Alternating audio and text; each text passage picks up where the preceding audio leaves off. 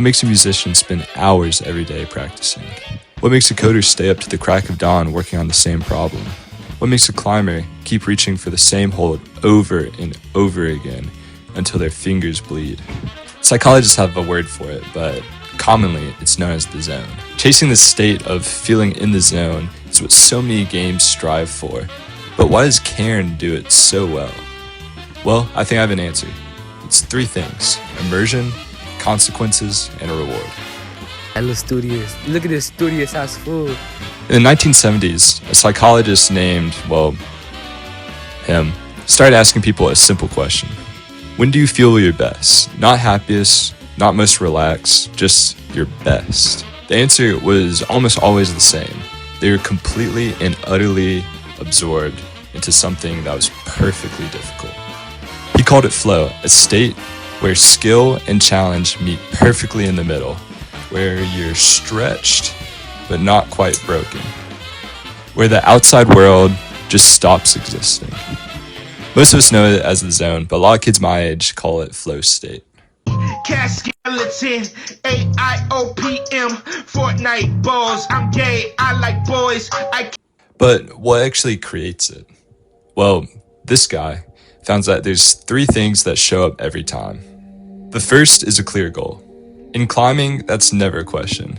It's always the next hold, the next crux, the next ledge, and ultimately the top of the climb. The second thing is instant feedback. In climbing, there's no being lied to. You either make the move or you don't. You hold on or you fall. This type of instant feedback is pivotal to flow. The third thing is by far the hardest to manufacture. The challenge has to match your skill level perfectly. Too easy and you're bored. Too hard and you just give up. It has to be right there in between where you're struggling, but you're still making progress. In climbing, you choose that yourself. Maybe a climb where you can do all the moves, but you just can't quite connect them all. The perfect Goldilocks climb. So those are the conditions. But what does it actually feel like to be in the zone? Why do we want it so bad? The first thing people notice is time. The hours start flying by. A 20-minute climb quickly turns into 4 to 5 hours on the wall. I can't tell you how many times I've been just climbing all day. And by the time that I finally noticed that it's no longer 2 o'clock, it's actually 8, I've had to walk out in the dark. The second thing is the voices in your head stop. Not those voices, but the voices telling you that you can't do it, that you're not strong enough, that you're not good enough, or maybe even that you're gonna fall and it's gonna be scary. Neuroscientists call this transient hypofrontality. Transient hypofrontality. It's so hard. Neuroscientists call this transient hypofrontality. The prefrontal cortex of your brain kind of gets pushed to the wayside to make space in your brain in order for you to perform at the highest level. That's what causes all the feelings of self-doubt and that you're not good enough to go away. It knows that what you're going to do, you're just going to do it.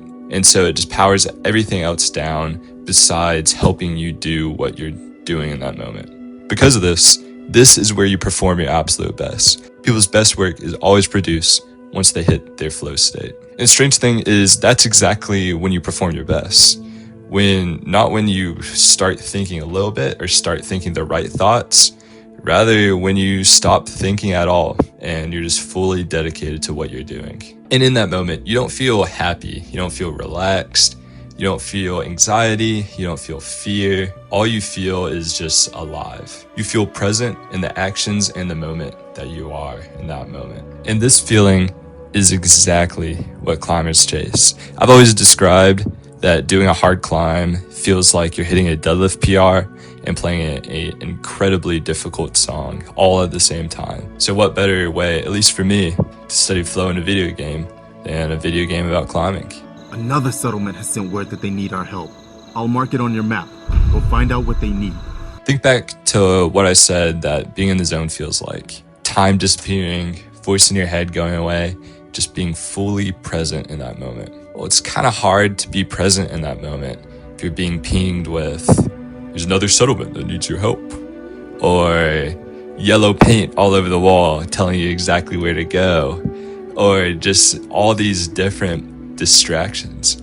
And I'm not saying that these things are bad, but for creating experience where you truly feel present and connected to the character, these things don't help very much. Cairn, as a difference, removes all of it. So much of the time, all you have are the 3 little dials that tell you the bare minimum information that you need to know in that moment, and that's it. You're just climbing, reaching for the hold, and just watching Ava to see if the hold is good or if it's not, if she's about to fall, or if you can keep pushing.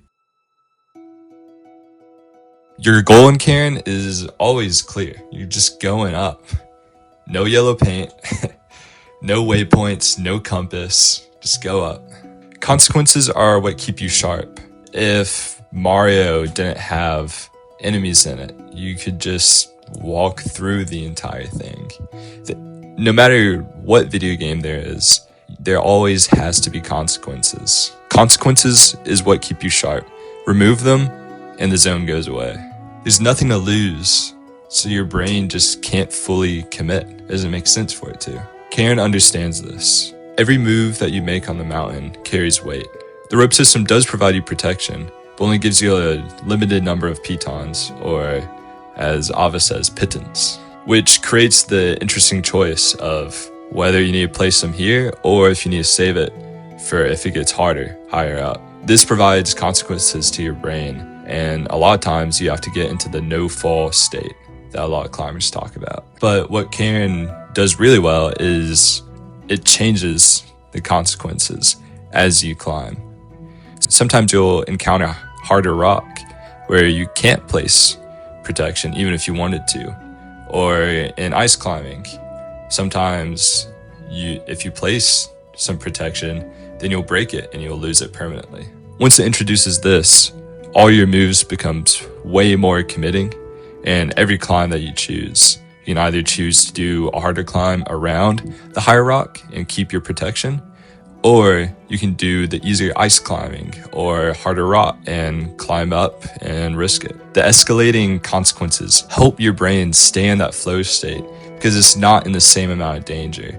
Your brain adapts over time. And so if it's exposed to the same thing, it's not going to tell a difference. So by Cairn doing this, it shakes things up and it allows your brain to get into the state where it's fully alive. It demands more of you, and the more it demands, the deeper you go into that flow state. But another thing about consequences is you have to actually care about it. A lot of, for example, horror video games, you don't care if you die because you just respawn 2 minutes before. But in Cairn, a lot of times you're hours away from your last checkpoint, and if you die, you lose all of that. And so this significantly raises all the stakes. Same thing when you fall while climbing. Sure, you fall back to your last piece of protection. Sometimes you fall really far, and it's so annoying to have to climb back up that. But your brain knows it's annoying, and it doesn't want to be annoyed. So a lot of times your brain kicks into high gear and puts you in that state. This also kind of ties into the immersion aspect. If you're painfully aware that you're playing a video game, that you're getting pinged, that there's another settlement that you need to rescue, by Cairn really taking the care to immerse you into the experience, to get you feeling like you're climbing the mountain right there with Ava, it raises the stakes organically, and it makes your brain think that it's more real and the consequences are far more real. The final thing is reward. Most games only ever give you one big reward, whether it's the end credit scene or a really cool item at the end. I remember in Roblox obbies, like when you get to the end of it, you get the little like platform thing. Those things are so cool. Everything builds towards a single moment. Cairn doesn't so much work like that. Every ledge that you get to feels like a success because you can just pan the camera around and look down. There's no like progress bar. You just look down and see that you're higher than you were when you started 30 minutes ago. The progress isn't just a number on the screen. It's a representation of how hard you've worked And you see that with how far away that where you started starts. And to be honest, at the end of it, when you do reach the summit, not to spoil anything too bad, it doesn't feel good. You don't really feel that great, but every little ledge just makes you feel so good. And being able to just look down and see your progress really keeps you into the zone and keeps you playing the game by just providing that instant feedback and instant reward every time. Of course, Cairn isn't the only game I've ever played that really does this, but it's definitely one of the best. Another game is Sekiro. Every boss fight, you're learning its patterns and getting into the rhythm of every duel. A lot of times, you don't have time to think, and the only time that you can actually beat a boss is by turning your brain off and just doing what feels right. Osu does a similar thing, but it's even more stripped back. I learned I didn't get very far into it, but I did play it for a solid amount. And the only way I could beat levels on my limit were by just turning off my brain and just feeling the music and feeling what feels right. And then there's Tarkov. Definitely follows more on the consequences side aspect of the game. Any little dissent that you make, you're terrified of losing. And you begin to just get these feelings. You can feel when someone's looking at you. You can feel when something just doesn't feel right, and it provides this instinct. Your brain goes into the survival mode and flow state. 3 completely different games, but they all are going for that flow state to keep you there and to keep your brain in its max capacity. Makes Cairn really stand out to me is that it uses all the different aspects from these games instead of just one to really just create this fully immersed, incredible state to keep your brain active on. And I think a lot of the reason is through the activity that is. So why does any of this matter? Why does it care? Why do we care that about playing video games and feeling better about playing video games? Well, it's because the zone, capturing the zone, isn't just a part of video games. It shows you that this is what people chase. This is what people crave. People want this feeling in their lives, but a lot of people can't get it. One of the best video essays on this platform, in my opinion, made a 4-hour video about this. Is kind of a disgusting video, but it kind of shows people crave competition. People crave feeling this prime state.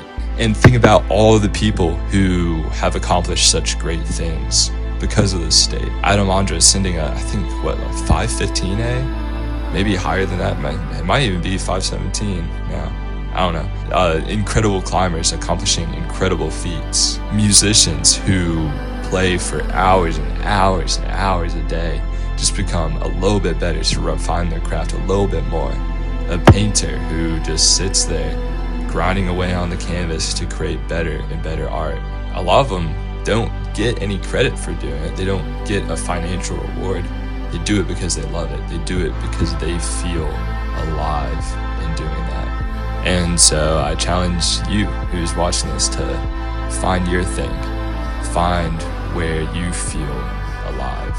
Find that thing that you do that makes the voices silent and that makes the time fly, and chase it. Wait. Are you ready? Oh! I was saying, wait. How are we gonna get the quick draws down?